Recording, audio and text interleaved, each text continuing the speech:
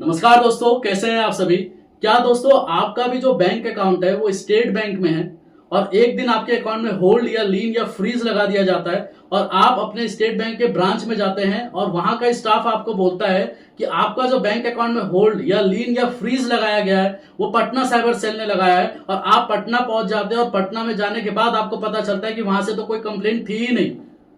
और फिर वहां से आप वापस आते हैं पटना से अपने बैंक में और बैंक वाले से लड़ाई करते हैं कि मेरे को वहां भेजा क्यों। देखिए दोस्तों, काफी लोग मेरे को जो कॉल करते हैं वो ये चीज जानते होंगे।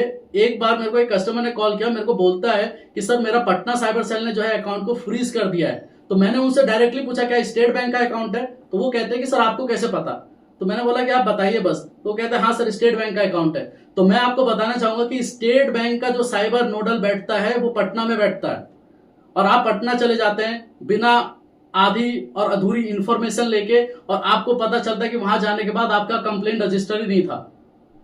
काफी लोगों के साथ ऐसा हुआ है कि बेचारे पटना पहुंच गए। अभी 3 दिन पहले की बात है, एक कस्टमर जयपुर से चला जाता है पटना और पटना में जाने के बाद जो है वहां पर बोला जाता है कि यहां से तुम्हारा कंप्लेंट नहीं है, किसने भेज दिया तुमको। तो उन्होंने बताया कि सर बैंक वालों ने बोला कि स्टेट बैंक पटना ने जो है आपका अकाउंट को फ्रीज किया हुआ है। तो मैं आपको क्या बताना चाह रहा हूं कि जो आपका स्टेट बैंक का जो नोडल ऑफिसर है ना, जो साइबर है एसबीआई का, वो पटना में बैठता है। कंप्लेन आपकी वहां से नहीं है, आप कंफर्म कर लिया कीजिए पहले। काफी लोगों के साथ ऐसा हुआ है कि जो पटना पहुंच गया वहां पर जो है कंप्लेन ही रजिस्टर नहीं है।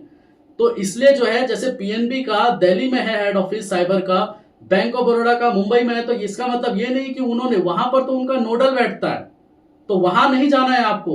उनसे ये कंफर्म कीजिए कि सर पर्टिकुलर कौन से स्टेट से कंप्लेंट आया है। तो बैंक वालों को ज्यादा जानकारी नहीं रहता, सीधे कह देते हैं कि ये हमने फ्रीज नहीं किया है या हमने लीन नहीं लगाया है या हमने होल्ड नहीं लगाया है, ये साइबर सेल पटना ने लगाया है। तो साइबर सेल स्टेट बैंक का पटना में बैठता है, तो वहां पर नहीं जाना है आपको। आपको क्या करना है कि अगर आपको कंफर्म ही करना है कि आपका पर्टिकुलर कौन से स्टेट से लगाया है, तो या तो 1930 पे कॉल करके आप पता कर सकते हैं या अपने नियर बाय साइबर थाने में अपना अकाउंट नंबर दोगे तो वो डिटेल दे सकते हैं, या बैंक वालों को बोलोगे कि सर मेरा पर्टिकुलर कौन से जगह से कंप्लेंट है आप वो बताइए, तो बैंक वाले भी डिटेल दे सकते हैं। बैंक वाले आपको आधी अधूरी जानकारी देते हैं और आपको भी पता है कि स्टेट बैंक का हाल क्या है। आपको बोल दिया, 2-4 वर्ड बोल दिया, हाँ यहाँ से आपका पटना साइबर सेल से, आप वहां जाइए। अब पता चलता है वहां जाने के बाद तो वहां कंप्लेन ही रजिस्टर नहीं है। तो इसलिए मैं आपको बताना चाहूंगा कि अगर आपका स्टेट बैंक का अकाउंट है तो स्टेट बैंक का जो नोडल ऑफिसर है वो पटना में बैठता है। साइबर क्राइम वहां पटना में है स्टेट बैंक का, तो वहां नहीं जाना है आपको, वहां नोडल से मिलने नहीं जाना है आपको। सिंपल आप पता कीजिए कि कंप्लेन हुआ कहां से। अगर आपका स्टेट बैंक का अकाउंट है, कितने कस्टमर बेमतलब में चले गए पटना, जिसका अभी मैं जिक्र कर रहा हूं, 3 दिन पहले ही जयपुर का एक कस्टमर चला गया पटना और वहां पर जाके साइबर सेल में गया तो बोलते हैं कि यहां से तुम्हारा कंप्लेंट नहीं है, लेकिन वो कह रहा नहीं बैंक वाले ने तो बोला है। फिर वो दोबारा जयपुर आया, जयपुर आने के बाद बैंक में गया तो बैंक वाले कह रहा है कि वहां पर हमारा नोडल बैठता है, साइबर क्राइम का हेड ऑफिस हमारे स्टेट बैंक का पटना में। और बाद में पता चला कि जो उनका कंप्लेंट था वो बैंगलोर से था। तो इसलिए पहले एक बार आप थोड़ा सा बात कीजिए, अगर स्टेट बैंक का, खासकर मैं बाकी का नहीं बता रहा, मैं आपको सिर्फ स्टेट बैंक का बता रहा हूं क्योंकि ये कंफ्यूजन बहुत लोगों को हो गई है, क्योंकि बैंक की वजह से बैंक प्रॉपर नहीं जानकारी दे रहा, कह रहा है नोडल स्टेट बैंक पटना से हुआ है। अब कस्टमर तो ये सोचेगा ना कि पटना जाना पड़ेगा। तो बाद में जो है पहले एक बार कंफर्म कीजिए, अपना नियर बाय साइबर थाने में अकाउंट नंबर दीजिए, वो डिटेल दे देंगे। नहीं तो आप मेरे को कॉल कर सकते हैं, मैं आपको डिटेल प्रोवाइड करा दूंगा कि पर्टिकुलर कौन से जगह से।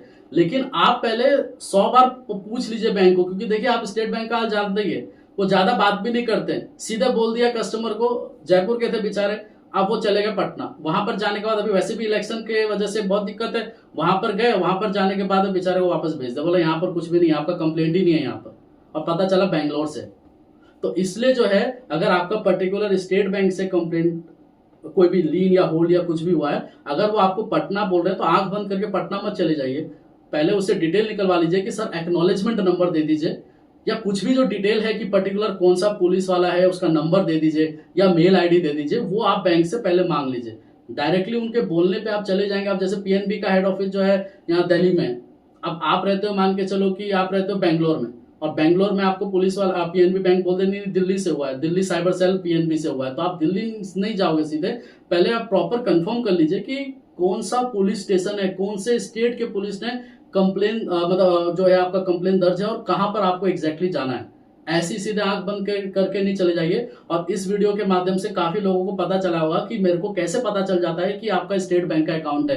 वो इसलिए पता चल जाता है कि जब आप मेरे को फोन करते हो और जब आप मेरे को बोलते हो कि बैंक वाले ने बोला है कि पटना साइबर सेल ने फ्रीज किया है, और फिर मैं ही आंसर आपको कर देता हूं कि आपका स्टेट बैंक का अकाउंट है। कस्टमर खुद कहते हैं सर आपको कैसे पता चल गया कि स्टेट बैंक का है? वो इसलिए पता चल गया क्योंकि जो कस्टमर सब आ रहे हैं, बात कर रहे हैं, तो उनके गलत जगह पे जाने से मेरे को पता चला है कि ये जो है आपका वहां से नहीं है। वहां पर सिर्फ नोडल बैठता है स्टेट बैंक का, और आप वहां से ही सारा कुछ रेगुलेट होता है, वहां नहीं जाना है। एक्चुअल में जहां से आपकी कंप्लेन रजिस्टर हुई है वो बैंक से पता करो और वहां पर जाके एनओसी लाओ, तब जाके वो क्लियर होता है। इसके अलावा कोई भी डाउट होता है तो कमेंट कीजिए या कॉल कीजिए जो दिए गए नंबर पे। डेफिनेटली जो है जो भी कुछ होगा मैं वहां तक आपकी हेल्प जरूर करूंगा। ठीक है दोस्तों, धन्यवाद।